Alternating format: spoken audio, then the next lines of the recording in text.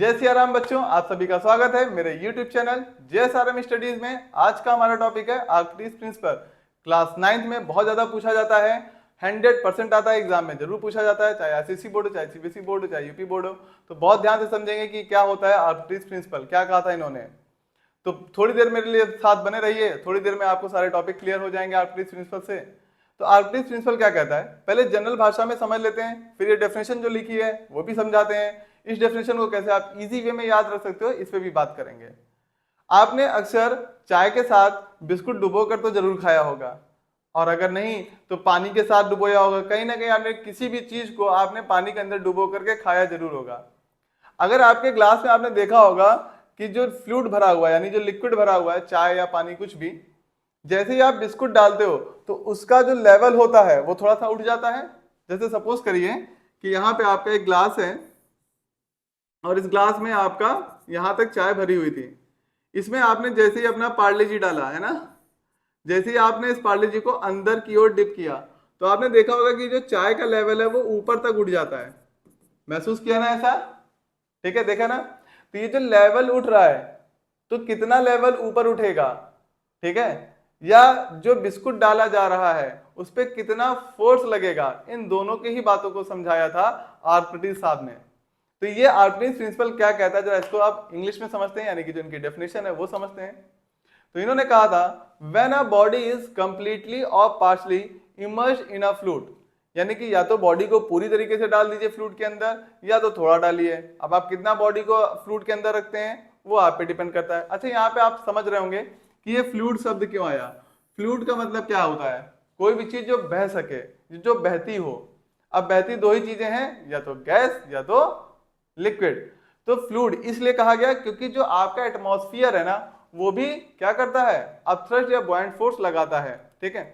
लेकिन हमारे जितने भी बुक्स वगैरह में जब हम पढ़ रहे होंगे या देख रहे होंगे तो ज्यादातर वहां पे लिक्विड होता है। तो आप फ्लूइड को लिक्विड से भी रिप्लेस कर सकते हैं शब्द से, ठीक है। नहीं नहीं, गलत नहीं होगा। हाँ, वो गुड़िया बोल रही है वो करी सर, हमारी मैम ने कहा है कि जितना आपकी किताब में जैसे जैसे लिखा है वैसे ही वैसे लिखना है। अरे ऐसा कुछ नहीं गुड़िया, है ना। ये डेफिनेशन लिखना चाहो ये लिखो, आपकी बुक में जो लिखा है वो लिखिए। देखिए आपके जो स्कूल में बुक चल रही है, क्या सारे स्कूल में वही बुक चल रही है? बगल वाले के बुक स्कूल में कुछ और चल रहा होगा, उनके बगल वाले में कोई और बुक चल रही होगी। तो क्या सारे जगह डेफिनेशन एक ही लिखी हुई है क्या? और ना हो तो अभी भैया इनको दिखा दीजिए, दिखाइए। आपको उससे मैच कर रही है डेफिनेशन जो आपने लिखी है? आपकी बुक में जो डेफिनेशन लिखी है, देखिए इनकी बुक में डेफिनेशन मैच कर रही है, क्योंकि आप आईसीएसई बोर्ड के हो, ये सीबीएसई बोर्ड के हैं। दोनों की बुक अलग अलग है ना, देखिए मैच कर रहा है? नहीं कर रहा ना? तो ये तो हम भी बता रहे थे। जरूरी नहीं कि आपके जो एक एक लेटर लिखे हैं आपकी बुक में वो सारे लेटर एज इट इज आप लिखेंगे तभी नंबर मिलेगा, ठीक है। अगर वो आपकी मैम ऐसा बोल रही है तो एक बार जाके मैम को ये वाली बुक दिखा दीजिए, कहती मैम यहाँ तो ये लिखा हुआ है। गलत नहीं होता है। इवन अगर आप गूगल पे जाएंगे तो वहां भी आपको अलग अलग डेफिनेशन मिलेंगी। तो समझिए, टॉपिक को समझिए, डेफिनेशन तो आप अपने आप बना सकते हैं, ठीक। यहाँ कवि ने कोई बात किसी के लिए थोड़ा कह दी है कि आपको एज इट इज वही लिखनी है, ठीक है। यहाँ पर आपका जो प्रिंसिपल है वो प्रिंसिपल क्या कहता है उस प्रिंसिपल को समझ लेते हैं, उसके बाद आप अपनी लैंग्वेज में लिख सकते हैं। हम लोग तो भाई फ्लूइड वगैरह, हम तो खैर यूपी बोर्ड पढ़े हैं और हिंदी मीडियम पढ़े हैं, तो हम लोग फ्लूइड वगैरह तो करते नहीं थे। बाकी आप, हम लोग द्रव्य वगैरह का इस्तेमाल करते थे। तो फ्लूइड बोल लीजिए, लिक्विड बोल लीजिए, उस पर भी नंबर मिल जाते हैं। ज्यादातर मैंने देखा है स्कूलों में दे देते हैं, क्योंकि लिक्विड आपके यहाँ जो सिलेबस में है ना ज्यादातर लिक्विड पे ही है। फ्लूइड में यानी कि जो एयर है वो आपका कम आता है, ठीक है ना, गैसियस मॉलिक्यूल कम आते हैं। ठीक है, आपका डाउट क्लियर हो गया? ठीक है, अगर मैम कहती है तो एक बार दिखा दीजिएगा, दूसरी बुक्स भी दिखा दीजिएगा, ठीक है। तो चलिए, तो क्या कहता है Archimedes principle, it states that if a body is completely और partially immersed in a fluid then it will experiences an upward force. तो यहां पे देखिएगा शब्द है अपवर्ड फोर्स। कई बार आपके जो टीचर्स होते हैं वहां पे लिखाते हैं बुआयंट फोर्स। क्या लिखाते हैं? बुआयंट फोर्स। तो बुआयंट फोर्स या अपवर्ड फोर्स या अपथ्रस्ट बोला जाए, एक शब्द और आता है अपथ्रस्ट।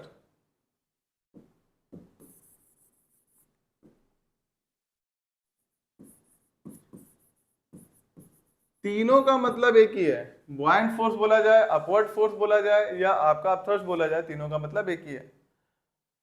तो it will experiences an upward force which will equals to the weight of fluid displaced by it.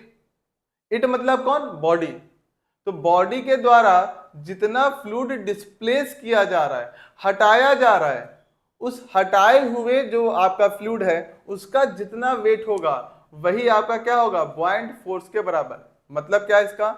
जो बिस्किट आप डाल रहे थे उस पे ऊपर की ओर एक फोर्स लग रहा है फ्लूइड के द्वारा। वो कितना फोर्स लग रहा है? बिस्कुट डालने की वजह से जितना फ्लूइड बाहर गिर गया उसका जो वेट है उसी के बराबर उस पे फोर्स लग रहा है। अब इसको थोड़ा वैसे समझने की कोशिश करते हैं। देखिए कई बार जब भी आप किसी के कमरे में एंटर करते हैं, ठीक है, जैसे आपके यहाँ कोई मेहमान आ गया, पापा ने कहा आज वो मेहमान आपके कमरे में सोएगा, तो आप क्या करते हो? अब उसके लिए एक स्पेस बनाते हो। आप स्पेस तो बना रहे हो लेकिन साथ ही साथ आप एक फोर्स भी लगा रहे हो मम्मी के ऊपर, मम्मी मेरे कमरे में मत लेटाओ, भैया के कमरे में कर दो, या जो है पापा के कमरे में कर दो, या कहीं और कर दीजिए अगर जगह नहीं है तो। आप ऐसा करते हो कि नहीं करते हो? क्योंकि आप नहीं चाहते हो कि आपकी स्पेस में कोई और आ सके या कोई और आए। सिमिलरली कोई फ्लूइड भी नहीं चाहता कि उसकी स्पेस में कोई आए या उसकी जगह पर कोई आए, तो वो एक फोर्स लगाता है, उसको ऊपर की ओर धक्का देता है, ठीक है। लेकिन फिर भी कोई ना कोई चीज डूब जाती है। जैसे फ्लूइड में आपने कुछ डाला, जैसे पानी को मान के चलते हैं यहाँ पे फ्लूइड में, अगर आपने उस पानी के अंदर आपने मान लीजिए कोई पत्थर उथर डाला तो आपने देखा वो डूब गया, लेकिन क्या सारी चीजें डूब जाती हैं? किसी प्लास्टिक को फेंक के देखिए, वो नहीं डूबता। तो कोई भी चीज डूबती है या तैरती है या थोड़ा सा मतलब कह दीजिए कि आधा अंदर आधा बाहर, इस तरह की कंडीशंस बनती है, वो डिपेंड करता है बेटा दोनों की डेंसिटीज पर। इसको कहते हैं रिलेटिव डेंसिटी। तो वो टॉपिक अलग है, उसको फिर कभी अलग से समझाएंगे। तो डूबना और तैरना कैसे निकल के आता है, ठीक है। अभी बात करते हैं आर्किमिडीज प्रिंसिपल की। तो यहां से अगर आप देखेंगे तो इट स्टेट्स दैट, अब मान लीजिए आपने ये याद नहीं किया तो कोई फर्क पड़ेगा क्या? नहीं, तो मत याद करिए। कैसे छोटा कर सकते हैं ना? When a body is completely और पार्शली। अब देखिए कंप्लीटली और पार्शली और लगा ना, या तो ये होगा या तो ये होगा, ठीक है। तो आप यहाँ पे एक शब्द को गायब कर सकते हो। तो आप क्या लिखिए? When a body is completely emerge. Emerge का मतलब जब डुबोया जा रहा होता है, जब डाला जा रहा होता है, ठीक है। कई जगह बुक्स में सबमर्ज भी लिखा रहता है, वो भी सही है। हाँ हाँ, वो भी सही है।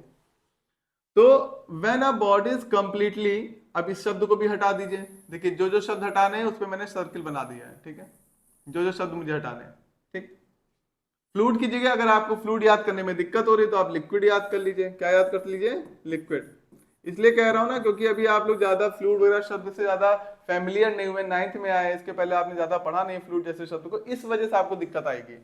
नहीं तो जब आप 11th 12th में पहुंचोगे तो फ्लूइड फ्लूइड फ्लूइड एकदम आदी हो जाओगे भैया, है ना। तो क्या कह रहा है? when a body is completely immersed in a liquid then it will experiences a buoyant force। buoyant force, upward force, upthrust, कुछ भी कह दीजिए, upward force कुछ भी कर लीजिए, upward force which will equals to the weight। अब यहां पे क्या कर लीजिए? upward force। अब which will को हटाएं क्या? upward force experiences upward force. हाँ, आप विच विल को भी हटा सकते हो, ठीक है। तो इस पे भी सर्कल बना देते हैं। तो देखिए डेफिनेशन छोटी हो गई कि नहीं छोटी हो गई? When a body is completely emerge in a liquid, ये हटाना नहीं है यहाँ पे, ये नहीं कि फ्लूइड हटा दो लिक्विड भी मत लिखो, है ना।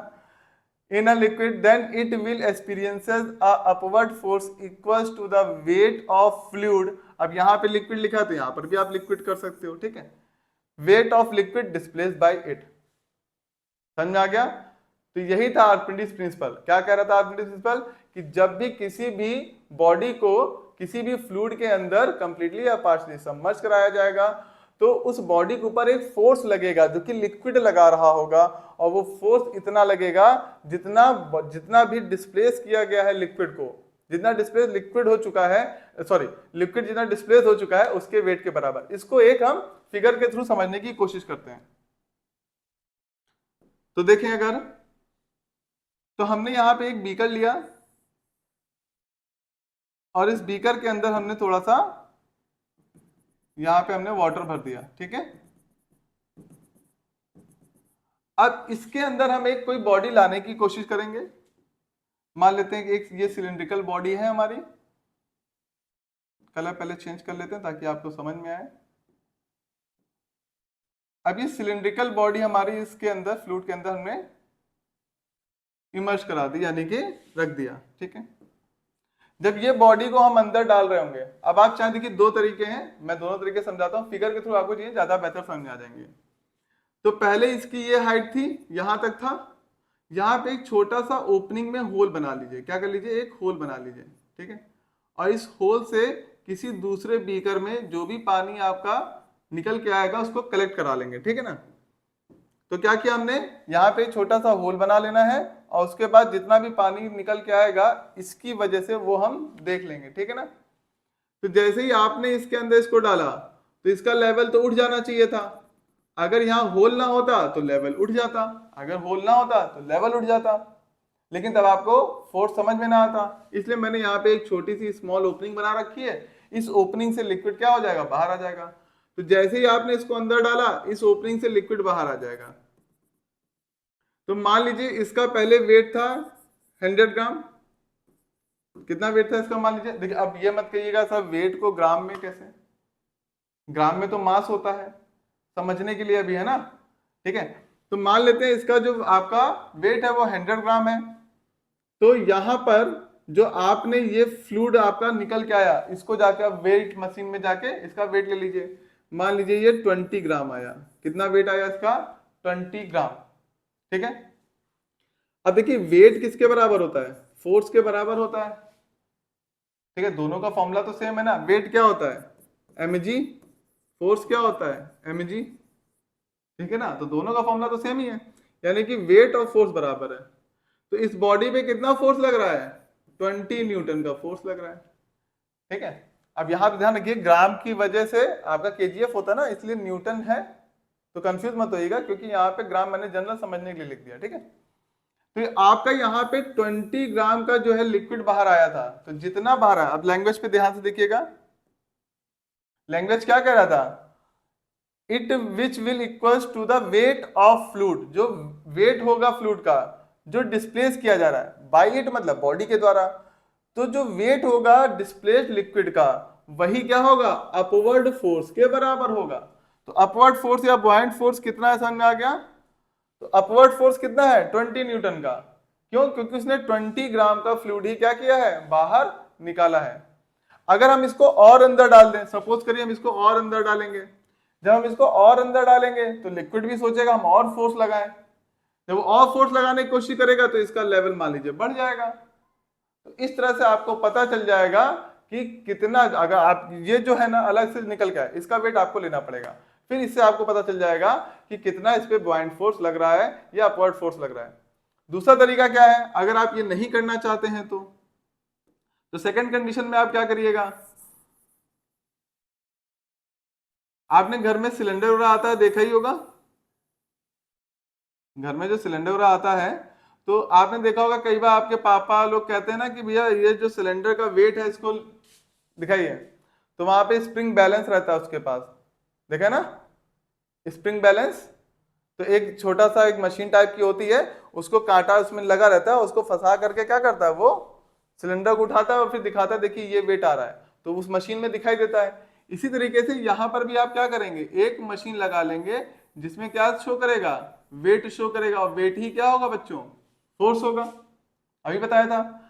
तो यहाँ पे आपने क्या कर लिया, इसको एक धागे से यानी कि वेटलेस थ्रेड से, मतलब ना के बराबर बहुत ज्यादा वेट नहीं होगा, तो अब वेटलेस थ्रेड तो बना नहीं सकते आप लोग, ठीक है ना, तो मान के चला जाता है कि इस थ्रेड का कोई अपना वेट नहीं है।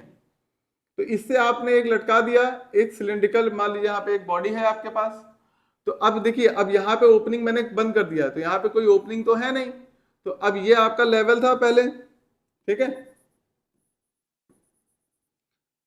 तो ये वाटर लेवल था यहाँ पे। अब क्या होगा, जब आप डालेंगे इसको तो ये क्या होगा, थोड़ा सा वाटर लेवल इंक्रीज करेगा, लेकिन वाटर लेवल तो इंक्रीज किया, इंक्रीज क्यों किया, क्योंकि एक अपवर्ड फोर्स लग रहा था इसके ऊपर, क्योंकि अब उसकी स्पेस में जबरदस्ती आ गई है बॉडी, तो अपवर्ड फोर्स जो लगा इसके ऊपर जो अपवर्ड फोर्स लग रहा है वो कहाँ शो हो जाएगा, इस मशीन में शो हो जाएगा। ठीक है, जितना फोर्स इस पे लग रहा होगा वो क्या होगा, बॉडी अपने वेट में लेसनेस महसूस कर, यानी वेट लेसनेस महसूस कर रही होगी, यानी कि वेट में कमी। जैसे पहले मान लेते हैं इसका जो वजन है, मान लीजिए आपका था मान लीजिए ये 80 ग्राम का था, ठीक है। पहले इस बॉडी का वेट कितना था, 80 ग्राम का था। और जब आपने डाला तो इसके ऊपर क्या लग रहा है, एक नीचे से फोर्स लग रहा है, जिसको आपने बॉयंट फोर्स कहा, आपने इसमें यही समझाया था। और अब जब हमने इसका वेट देखा तो मान लीजिए इसका वेट आ रहा है 60 ग्राम, ठीक है। अंदर जितना हमें लटकाना था वहां पे लटका के हमने इसको होल्ड कर लिया। होल्ड करने के बाद हमने देखा इस पे वेट कितना आ रहा है, 60 ग्राम। तो पहले बॉडी का वेट कितना था, हमने एयर में देख लिया इसका वेट कितना है, तो यार नॉर्मल है ना, तो उसका वेट कितना था, 80 ग्राम। जब हमने पानी में डाला, पानी में डालने के बाद वेट कितना दिखा रहा है, 60 ग्राम। तो अपवर्ड फोर्स कितना है, बट 60 कहां से है, 60 तो अभी भी उसका वेट है, ठीक है। तो हाँ सही बोला, 80 माइनस 60, 80 इसका पहले था, 60 अभी दिखा रहा है, तो कितना वेट गायब हुआ इसका, 20 ग्राम का वेट गायब हुआ ना इसका। और वो 20 ग्राम का जो वेट गायब हुआ वही क्या है, अपवर्ड फोर्स है। उतना ही फोर्स इसके ऊपर लग रहा होगा जिसकी वजह से इसने अपने वेट में कमी महसूस की, वेट लेसनेस महसूस किया। समझ में आ गया। तो आज के लिए बस इतना ही। जय सिया राम बच्चों। अच्छा लगा हो तो मेरे चैनल को प्लीज सब्सक्राइब करिएगा, ज्यादा से ज्यादा लोगों पे शेयर और कमेंट करवाइएगा। जय सिया राम बच्चों।